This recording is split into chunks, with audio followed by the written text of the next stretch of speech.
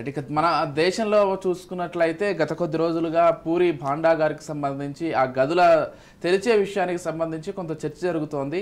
అయితే బీజేపీ కూడా ఎలక్షన్స్ ముందు మేము ఒకవేళ మళ్ళీ అధికారంలోకి వస్తే ఈ రత్న భాండాగారిని తెరుస్తామని చెప్పారు. దాదాపు 46 ఏళ్ల క్రితం ఈ రత్న భాండాగారిని తెలిసారు. కొన్ని వందల కిలోల బంగారం కావచ్చు, వెండి కావచ్చు, ఇతర విలువైన ఆభరణాలు స్వామివారి వాళ్ళ లోపల ఉన్నాయి. అంటే గజపతి రాజులు కావచ్చు, నేపాల్ రాజులు కావచ్చు, అక్కడ దాచిపెడుతూ వచ్చారు. స్వామివారికి ఇచ్చేటువంటి సమర్పించిన వాటిని పూరి ఆలయం నిర్వాహకులు అయితే కాపాడుతూ వచ్చారని చెప్పుకోవాలి. సరే, మధ్యలో ఎవరు ఎటుపోయింది, ఏమైనా పోయిందా ఆ లెక్క అంతా ఇప్పుడు లేనప్పటికీ ఉన్న లెక్కకు సంబంధించి మాత్రం అసలు లెక్క తీయాలని గత కొద్ది రోజులుగా డిమాండ్ వినిపిస్తున్న నేపథ్యంలో ఎటకేలకు తెరిచారు దాన్ని. ఎలా చూస్తారు అరవింద్ గారి మొత్తం అంశం? అంటే ఇక్కడ ప్రధానమైన అంశం ఏంటంటే పూరి భాండాగారం చుట్టూ ఉన్నటువంటి ప్రచారాలు దాన్ని పటాపంచలు చేసేయటం ఒక ప్రధానమైన ఉద్దేశం. అక్కడ ఉన్నటువంటి భాండాగారం ఉన్నటువంటి వస్తువుల్ని పక్కదారి పట్టించారనే దగ్గర నుంచి మొదలు పెడితే దాని చుట్టూ నాగబంధం ఉంది, పాములు కాపలా కాస్తూ ఉన్నాయన్న వరకు రకరకాల ప్రచారాలు ఉన్నాయి. ఈ ప్రచారాన్ని వాస్తవ రూపం దాల్చాలి. అదే సందర్భంలో దీనికి సంబంధించినటువంటి క్లారిటీ రావాలి అనేది రాష్ట్ర ప్రభుత్వం భావించింది. అదే సందర్భంలో దాన్ని హైకోర్టు కూడా సమర్థించింది. హైకోర్టు నిర్ణయాన్ని వ్యతిరేకిస్తూ సుప్రీంకోర్టుకు వెళ్తే సుప్రీంకోర్టు కూడా ఆ నిర్ణయాన్ని సమర్థించింది. మొత్తం ఒక రిటైర్డ్ జడ్జి నేతృత్వంలో ఒక కమిటీ, ఆ కమిటీలో వివిధ శాఖలకు సంబంధించినటువంటి వాళ్ళు, వివిధ రంగాలకు చెందినటువంటి నిపుణులు, వీళ్ళందరి సమక్షంలో జరిగినటువంటి ఈ ప్రక్రియ. ఇక్కడ ఒక ప్రధానమైన మనకి రిలేట్ చేసుకుని ఆలోచిస్తే టీటీడీ విషయంలో కూడా రకరకాల ఆరోపణలు వచ్చినాయి. రకరకాల ఆరోపణల దగ్గర నుంచి మొదలు పెడితే దానికి సంబంధించినటువంటి అంటే టీటీడీకి సంబంధించినటువంటి స్వామివారి ఆస్తులు చంద్రబాబు కొట్టేశాడు, చంద్రబాబు ఇంట్లో దాచుకున్నాడు అనే వరకు కూడా రాజకీయాలు వెళ్ళినాయి. పింక్ డైమండ్ విషయంలో, పింక్ డైమండే కాదు, పింక్ డైమండ్తో పాటు ఇంకా మరికొన్ని ఆభరణాల విషయంలో కూడా ఇటువంటి అభిప్రాయం వచ్చింది. దానికి కొంత రాజకీయపరమైనటువంటి అంశంగా మారింది.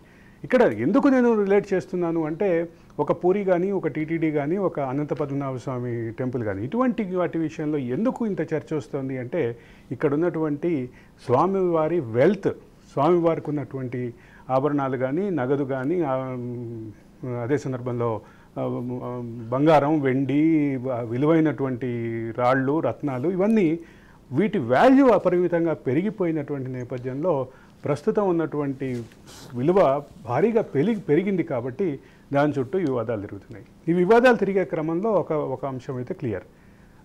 స్వామివారికి సంబంధించినటువంటి ఎక్కడైతే ఏ దేవస్థానానికి ఆ దేవస్థానానికి సంబంధించినటువంటి ఈ నిధుల విషయంలో వస్తున్నటువంటి ఆరోపణలు ఒక పక్కన పెడితే దానికి సంబంధించినటువంటి భక్తుల మనోభావాలను కూడా పరిగణలోకి తీసుకోవాలి అని సుప్రీంకోర్టు వివిధ కేసుల్లో ఇచ్చినటువంటి తీర్పుల్లో స్పష్టంగా చెప్పింది. ఆ నేపథ్యంలో ఇక్కడ పూర్తి స్థాయిగా అన్ని రకాల ఏర్పాట్లతోటి వెళ్ళి స్వామివారి ఏదైతే రత్న భాండాగారం ఉందో దాన్ని తెరిచారు. తెరిచినటువంటి క్రమంలో అబ్జర్వ్ చేసినటువంటి కొన్ని అంశాలు, అదే సందర్భంలో అక్కడ ఒక ఎస్పీ అస్వస్థతకు గురి కావటం, ఆయనకి వెంటనే చికిత్స అందించటం, ఇక్కడ వెళ్ళినటువంటి టీంతో పాటు అక్కడ నిజంగానే నాగబంధం ఉంటే లేదా పాములు అక్కడ కాపలా కాస్తూ ఉంటే ఏం చేయాలి అనే క్రమంలో పాములకి సంబంధించిన పాములను పట్టేవాళ్ళని కూడా వినియోగించారు. అదే సందర్భంలో పూర్తి స్థాయిలో అక్కడి నుంచి చాలా కాలం నుంచి క్లోజ్గా ఉంది కాబట్టి విషవాయువులు బయటకు వస్తాయనే అనుమానంలో పూర్తి స్థాయిలో మెడికల్ బృందాన్ని ఉంచారు. అంటే సర్వసన్నద్ధంగా వెళ్ళి దాన్ని ఓపెన్ చేశారు. ఓపెన్ చేసిన క్రమంలో వచ్చినటువంటి వివాదం ఏంటి, అక్కడ గతంలో అంటే నాగబంధం ఉండేది, నాగబంధాన్ని ఛేదించారు అనేటటువంటి అంశం వచ్చింది. దానికి సంబంధించినటువంటి ఆధ్యాత్మిక చర్చలోకి, తాంత్రిక చర్చలోకి మనం వెళ్ళం. కానీ దీనికి సంబంధించిన వివాదానికి కూడా ప్రభుత్వం ఫుల్ స్టాప్ పెట్టింది. అది కూడా హిందూ మత పరిరక్షకులుగా చెప్పుకునేటటువంటి బీజేపీ ప్రభుత్వం. ఇది ముఖ్యమైనటువంటి రాజకీయంగా ఇది చాలా ముఖ్యమైనటువంటి పాయింట్. ఇక్కడ ఈ మొత్తం వ్యవహారంలో జరిగినటువంటి దాంట్లో పారదర్శకత ఒక పక్కన ఉంటే, రెండో పక్క అకౌంటబిలిటీకి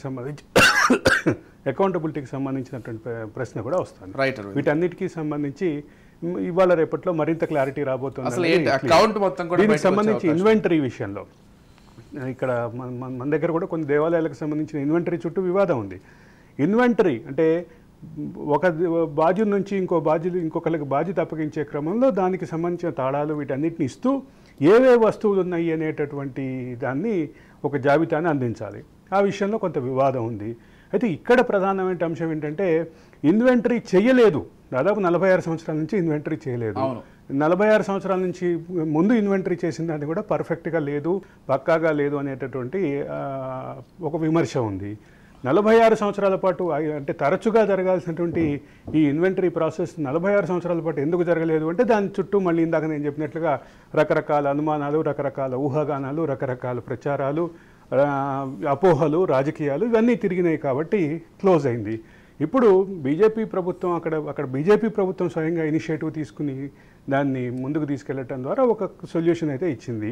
ఈ సొల్యూషన్ను ఇప్పుడు ఇన్వెంటరీ పక్కాగా జరుగుతుంది. ఇన్వెంటరీతో పాటు ఏ వస్తువులు ఉన్నాయో దానికి సంబంధించిన డిజిటలైజేషన్ ప్రక్రియ, డిజిటల్ రికార్డు మెయింటైన్ చేయడం కూడా ఇప్పుడు మొదలవుతుంది. కాబట్టి ఇక భవిష్యత్ తరాలకి దానికి స్వామివారికి సంబంధించిన ఆస్తుల విషయంలో డోకా ఉండకుండా డిజిటలైజేషన్ ప్రక్రియ, డిజిటల్ రికార్డు ఉపయోగపడే అవకాశాలు అయితే ఖచ్చితంగా ఉందని చెప్పాలి. వేణుగారు మీరు ఎలా చూస్తారండి? మొత్తానికి బీజేపీ ముందు నుంచి చెప్తున్నట్లుగా రత్న భాండార్ని అయితే తెరిచారు. అంటే దేశంలో కేవలం పూరి ఒకటే కాదు, ఇంకా చాలా ఆలయాల్లో ఇటువంటి సంపద ఉంది, వాటికి సంబంధించి ఇంకా కొన్ని గదుల్లో అలాగే ఉంది అనేటువంటి చర్చ కూడా ఉంది. ఇప్పటికీ కూడా ట్రావెన్కోర్లో 6వ గది ఇంకా తెరవలేదు. 5 గదులు తెరిచి అక్కడ ఉన్నటువంటి సంపదను వెలికి తీశారు, కానీ 6వ గదికి సంబంధించి ఇంకా క్లారిటీ లేనటువంటి పరిస్థితి. సరే, ఎట్టకేలకు పూరి జగన్నాథుడి అయితే రత్న భాండాగారిని అయితే తెరిచారు. ఆ 6-7 పెట్టెల్ని బయటకు తీసి అందులో ఉన్నటువంటి సంపదను కూడా లెక్కించనున్నారు. ఎలా చూస్తారు ఈ మొత్తం అంశాన్ని? ఇప్పుడు పెద్దలు అరవింద్ గారు చెప్పినట్టుగా అంశాల జోలికి వెళ్ళారు, కానీ 1-2 అంశాలు ఏంటంటే, ఇది 14వ శతాబ్దానికి సంబంధించినటువంటి పూరి జగన్నాథ స్వామి టెంపుల్ ప్రపంచవ్యాప్తంగా గుర్తింపు పొందినటువంటి టెంపుల్. సరే, ఇప్పుడున్నటువంటి గతంలో రాజులు, రాజ్యాలు, అప్పుడు ఉన్నటువంటి పరిస్థితులు, అక్కడ ఉన్నటువంటి దాన్ని బట్టి వాళ్ళు దానం చేశారా, దేవుడికి ఎక్కడి నుంచి వచ్చింది ఏంటి అనేది పక్కన పెడితే, ఈ ఇన్వెంటరీ ప్రక్రియ అనేది సరిగ్గా జరగకపోవడం, చివరగా 1978 అనుకుంటాను, సబ్జెక్ట్ టు కరెక్షన్, అంటే దాదాపు 46 సంవత్సరాలు 45 సంవత్సరాల తర్వాత దీన్ని కొంత మేరకు డిజిటలైజ్ చేయాలి ఇప్పుడున్నటువంటి పరిస్థితిని బట్టి అని తీసుకురావడం, ఇది అనేక సందర్భాల్లో చర్చకు రావడం, న్యాయ పోరాటాలు, కోర్టులు ఇన్వాల్వ్మెంట్, ఆఖరికి ఒక కమిషన్ వేయడం, దానికి సంబంధించినటువంటిది ఏదో ఒకటి ఎటకేలకు తెరిచారు. నేనేమంటానంటే, అందులో మనం ప్రజలు కూడా తెలియాల్సింది ఏంటంటే, 128.38 కేజీలు, అంటే దాదాపు 128 కిలోల పైన ఉన్నటువంటి బంగారంగా లెక్క తెలిచారు. 221.5 అంటే దాదాపు 221.5 కిలోలకు సంబంధించినటువంటి సిల్వరు, లెక్కకు మించినటువంటి స్టోన్స్, వజ్రాలు, సంబంధించినటువంటివి, వాటికి పూర్తి స్థాయి లెక్క పత్రం లేదనేటటువంటిది ఇప్పటి వరకు మీడియాలో వస్తున్నటువంటి కథనాలు, అక్కడ ఉన్నటువంటి వాళ్ళు ఇన్వెంటరీలో భాగంగా నమోదు చేసినటువంటివి.